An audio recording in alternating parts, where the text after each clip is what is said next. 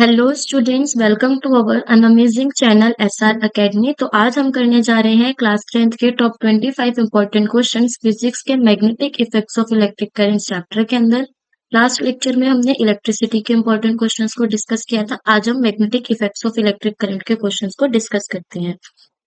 तो लेक्चर की शुरुआत करते हैं फर्स्ट क्वेश्चन से, जिसमें बोला गया है choose the incorrect statement from the following regarding magnetic field of lines. हमें मैग्नेटिक फील्ड ऑफ लाइंस के रिगार्डिंग में हमें यहाँ पे इनकरेक्ट स्टेटमेंट को चूज करना है। फर्स्ट में बोला गया है कि जो मैग्नेटिक फील्ड होती है डायरेक्शन की at a point is taken to be a direction in which the north pole of a magnetic compass needle points।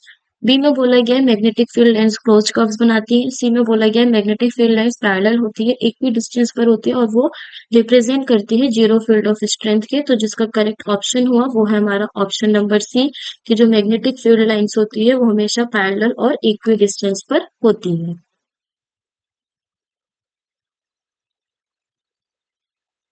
Question number 2, if the key in the arrangement is taken out. हमारे पास अगर एक की है उसको हम arrangement में से remove कर लेते हैं and magnetic field lines are drawn over the horizontal A B C D lines are. देखो दिस वन सेकंड और थर्ड हमारे पास सेम क्वेश्चन है। देखो क्या बोला गया है, हमारे पास ये पिक्चर है, इसमें से अगर हम की को विड्रॉ कर लेते हैं और अगर हम मैग्नेटिक फील्ड लाइंस को देखें एबीसीडी के अंदर तो वो कैसे होगी, कॉन्सेंट्रिक सर्कल्स में होगी, इलेप्टिकल शेल में होगी, या फिर स्ट्रेट लाइंस पैरेलल होंगी एक दूसरे के, या फिर कॉन्सेंट्रिक सर्कल्स होंगी नियर द पॉइंट ओ पे और इलेप्टिकल शेप्स पे होगी। तो जो हमारे इसके अंदर मैग्नेटिक फील्ड होगी वो पैरेलल लाइंस होंगी और एक दूसरे के क्या होगी, पैरेलल। तो सेकेंड क्वेश्चन और थर्ड क्वेश्चन दोनों का आंसर क्या है हमारे पास, same.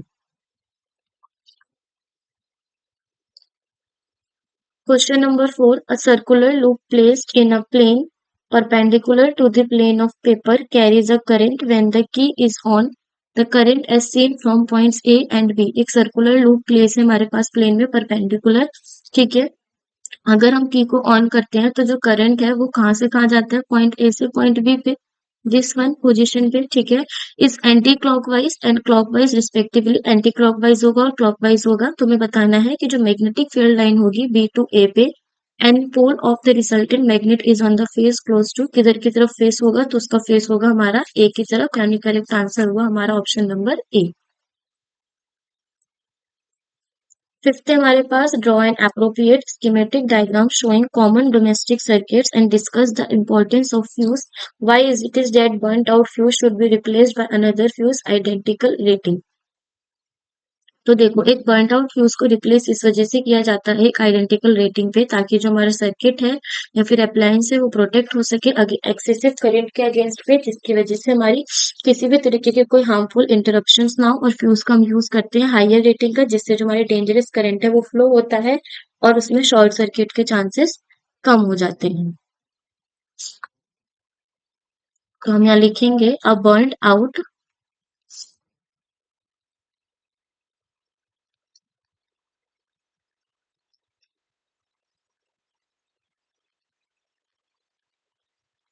A burned out fuse must be replaced with one of an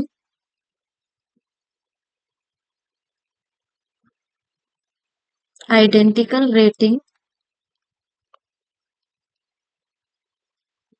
to ensure the circuit and appliances are protected against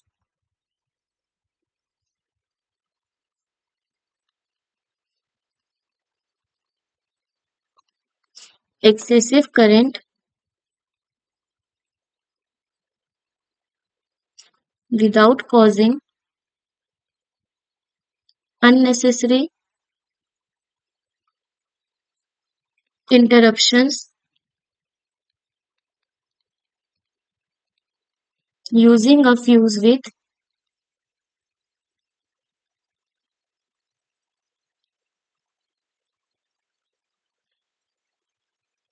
higher rating would allow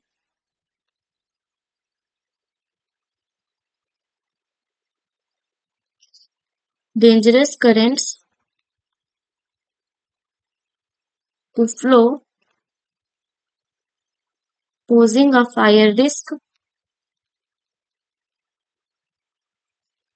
while a lower rated fuse would blow too frequently.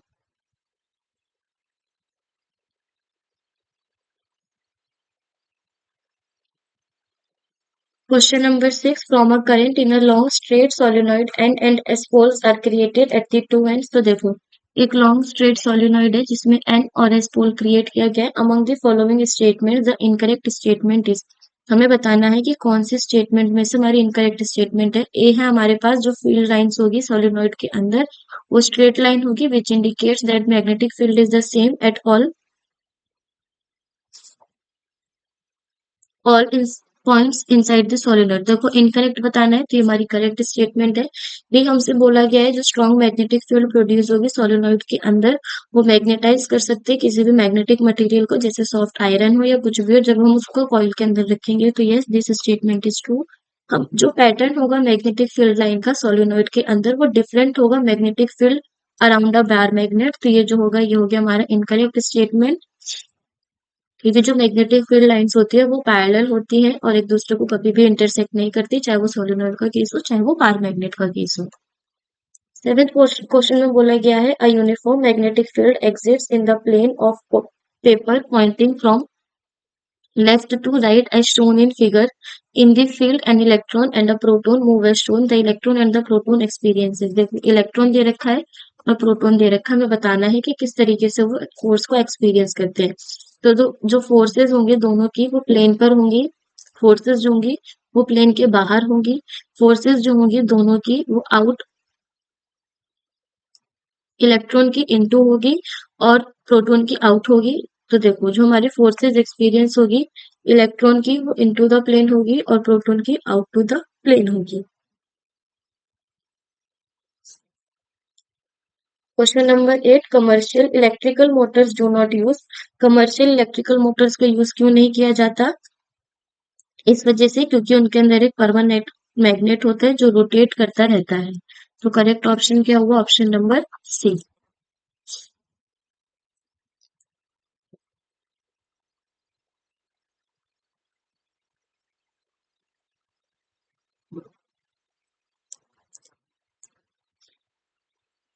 Question number 9. Choose the incorrect statement. हमें इसमें से कैसी statement choose करनी है. Incorrect statement को choose करना है. A Fleming's left hand rule is a simple rule to know the direction of induced current. जो हमारा Fleming left and right hand rule है उसका हम सिंपल यूज करते हैं डायरेक्शन ऑफ इंड्यूस्ड करंट को पता करने के लिए. तो ये हमारी स्टेटमेंट सही हुई. बी में बोला गया राइट हैंड थंब रूल में हम डायरेक्शन पता कर सकते हैं मैग्नेटिक फील्ड की due to current carrying conductors. Yes this statement is true. जो डिफरेंस होता है between the direct and alternative current is that the direct current always flows in one direction where is the alternative current. हाँ देखो जो हमारा direct current होता है वो फ्लो करता है एक ही डायरेक्शन में लेकिन वही जो अल्टरनेटिंग करंट होता है वो रिवर्स करता है पीरियोडिक टाइम के बाद. तो ये भी हमारी स्टेटमेंट करेक्ट हो गई. और इंडिया में जो एसी है changes direction after every second. 1/50 times वो चेंज होता है नहीं वो 100 टाइम्स एवरी सेकेंड होता है. तो स्टेटमेंट हमारी डी क्या हो गई इनकरेक्ट. तो यहाँ पे करेक्ट ऑप्शन हुआ हमारा option number D. Question number 10. A constant current flows in a horizontal wire in the plane of the paper from east to west as shown in figure. तो देखो फिगर हमारी कुछ इस तरीके से है.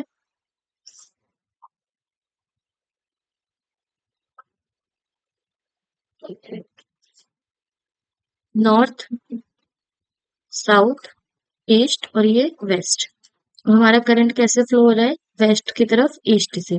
अब हमें बताना है कि इसमें जो डायरेक्शन होगी मैग्नेटिक फील्ड की नॉर्थ टू साउथ में वो अबव दी वायर होगी बिलो दी वायर होगी. Point located in the plane of the paper वहां होगी north side of the wire पे पेपर पे लोकेटेड पॉइंट पर होगी south side of the wire पे. तो इसका करेक्ट ऑप्शन है हमारा ऑप्शन नंबर ए कि वो बिलो होगी वायर के अंदर.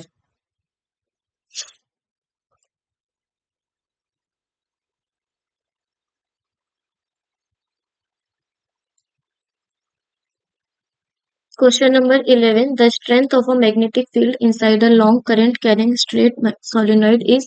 जो स्ट्रेंथ होगी मैग्नेटिक फील्ड की एक लॉन्ग करंट कैरिंग सोलेनोइड के अंदर, मोर होगी उसके एंड पर या फिर सेंटर पर, मिनिमम होगी उसके मिडल पर, सेम होगी सब पॉइंट्स पे, या फिर इंक्रीज हमें देखने को मिलेगी एक जगह से दूसरी जगह। तो जो मैग्नेटिक फील्ड की स्ट्रेंथ होती है वो सेम होती है हर एक पॉइंट पे। Question number 12, to convert an AC generator into DC generator. AC generator को डीसी जनरेटर में कन्वर्ट करने के लिए हम split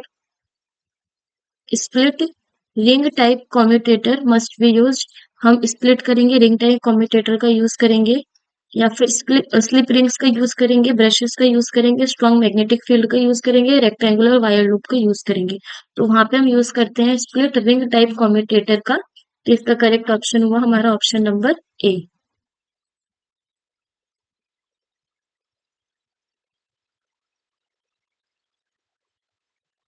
Question number 13. The most important safety method used for protecting home appliance from short circuiting overloading is।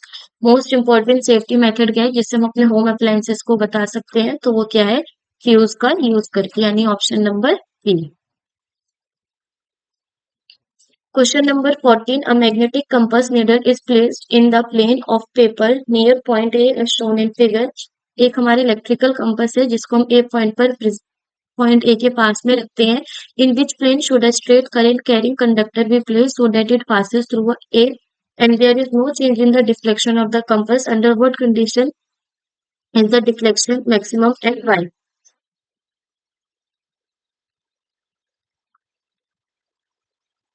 तो देखो,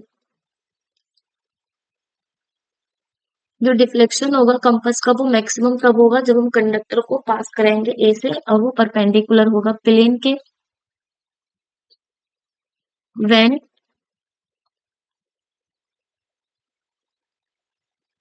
the conductor passes through A and is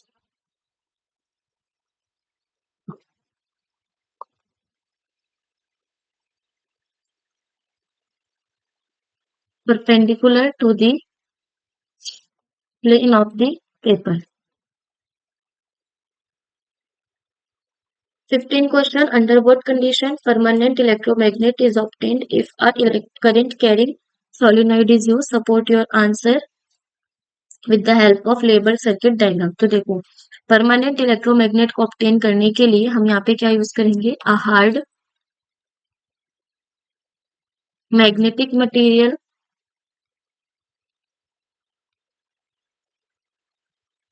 such as steel or alnico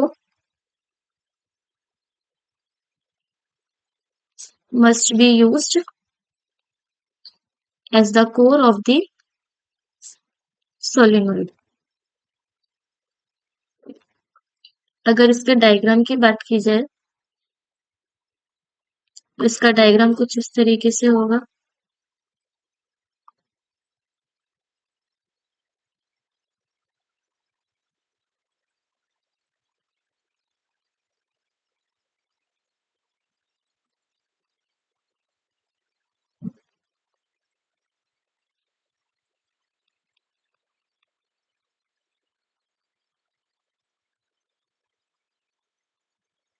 इसमें ये है हमारी स्टील की rod,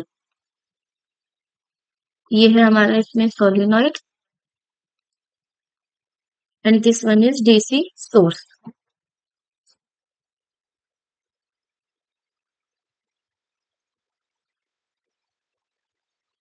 Question number 16. A magnetic compass shows a deflection when placed near a current carrying wire। जो हमारा magnetic compass है उसके अंदर हमें डिफ्लेक्शन देखने को मिलता है जब वो करंट के वायर के पास में रखा जाता है। And how will the deflection of the compass get affected if the current in the wire is increase. Deflection में क्या देखने को मिलेगा अगर हम उसके अंदर के करंट को इंक्रीज कर देते हैं। हमें आंसर बताना है। तो देखो, जो डिफ्लेक्शन होगा कंपास का वो भी क्या हो जाएगा, इंक्रीज हो जाएगा।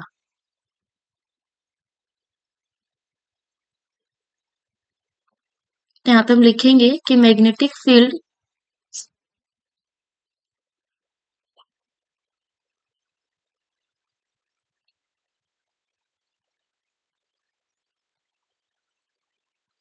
produced by current carrying wire is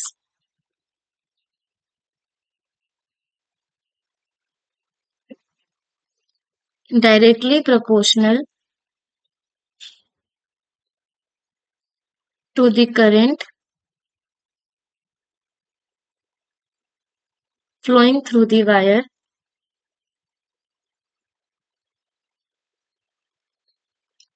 अगर if the current is increased अगर करंट को हम इंक्रीज करेंगे then the magnetic field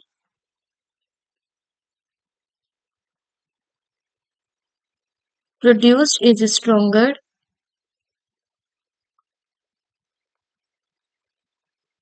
and vice versa. So deflection in the compass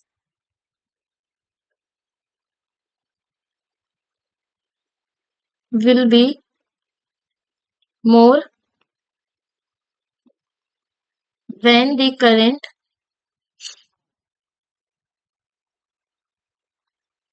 flowing through the wire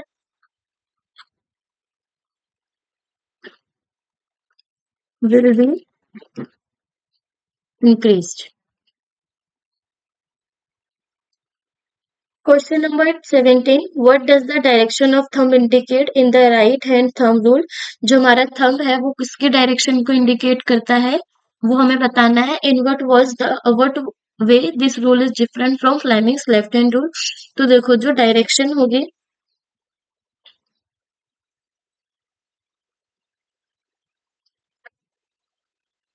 तो इसमें जो हमारा थंब रीजन है वो किसको रिप्रेजेंट करता है? करंट को, यानी करंट की डायरेक्शन को रिप्रेजेंट करता है. अब हमसे पूछा गया है कि किस वे में ये फ्लेमिंग्स लेफ्ट हैंड रूल से डिफरेंट है.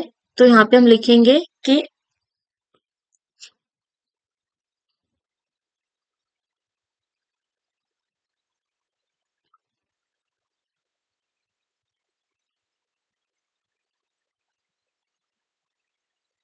देखो जो हमारा फ्लेमिंग्स लेफ्ट हैंड रूल होता है,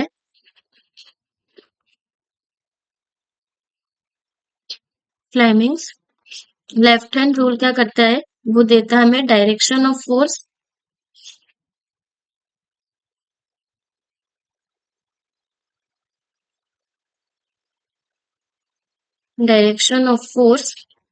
experienced by a current carrying straight conductor placed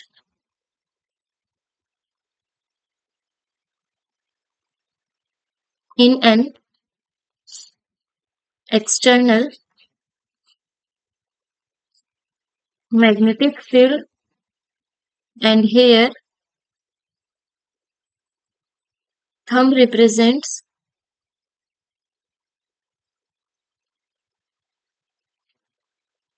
force on the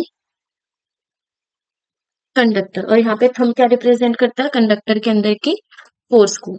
question number 18. What does the divergence of magnetic field lines near the ends of a current carrying straight solenoid indicate?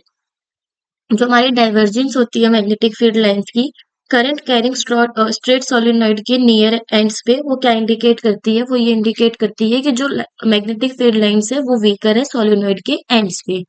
तो हम यहाँ लिखेंगे कि the magnetic field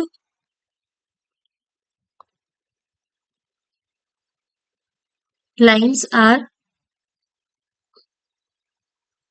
weaker near the ends of the solenoid.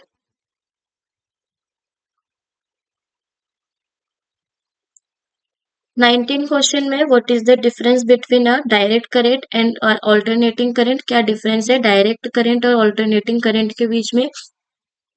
तो देखो जो हमारा alternating current है, यहाँ पे हम डिफरेंस लिखेंगे ऑल्टरनेटिंग करंट और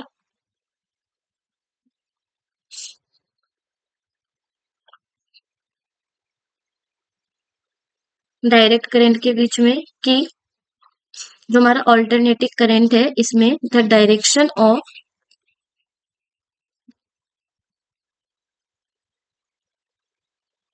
current changes after equal intervals of time के बाद जो हमारा डायरेक्शन है करंट का वो चेंज होने लगता है, लेकिन डायरेक्ट करंट में जो डायरेक्शन होती है करंट की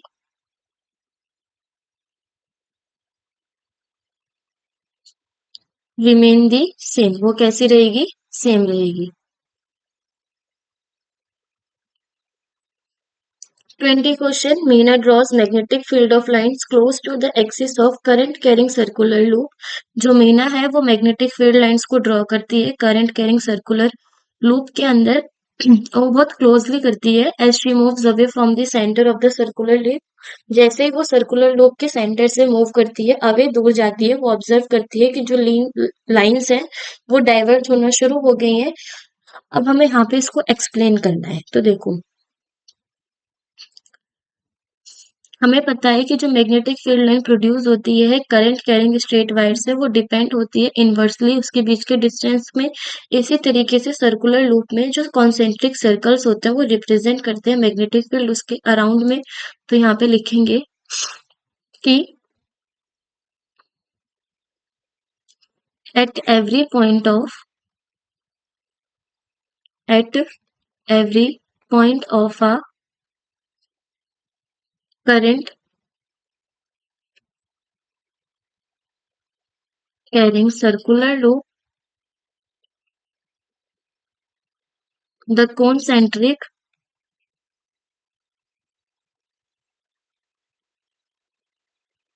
circles representing the magnetic field around it would become larger and larger as we move away from the wire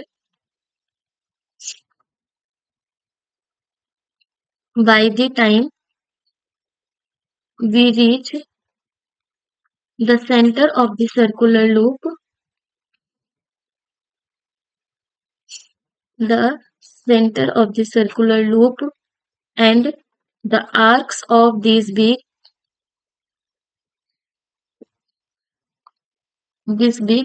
circles would appear as straight lines.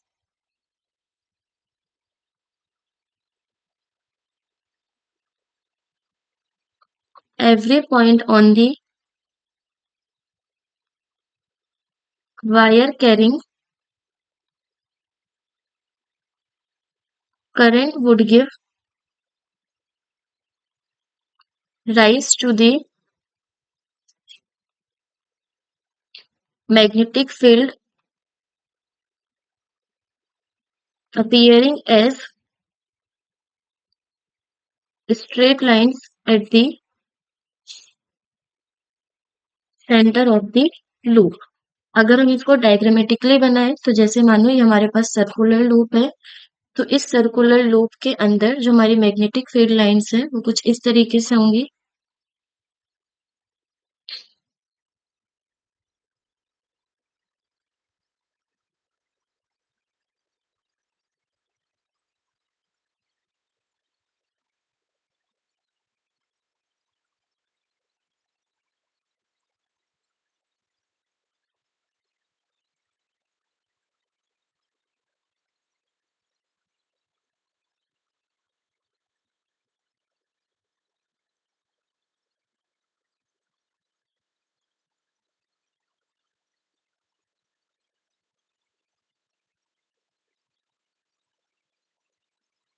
Question number 21।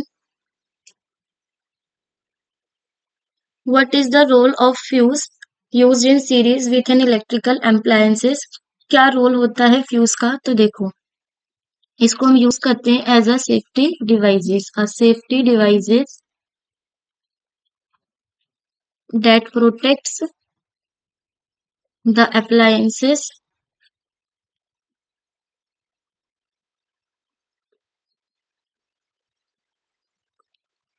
from excessive current। Question number 20, हमें difference बताना है solenoid और bar magnet के बीच में, और magnetic field lines को भी उसमें से ड्रॉ करते हुए दिखाना है। तो देखो,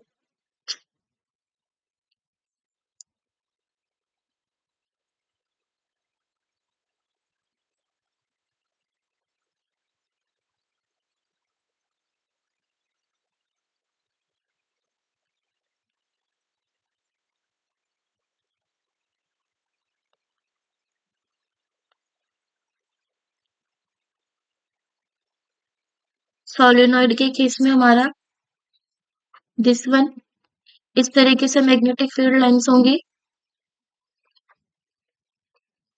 और बार मैग्नेट के केस में हमारी कुछ इस तरीके से।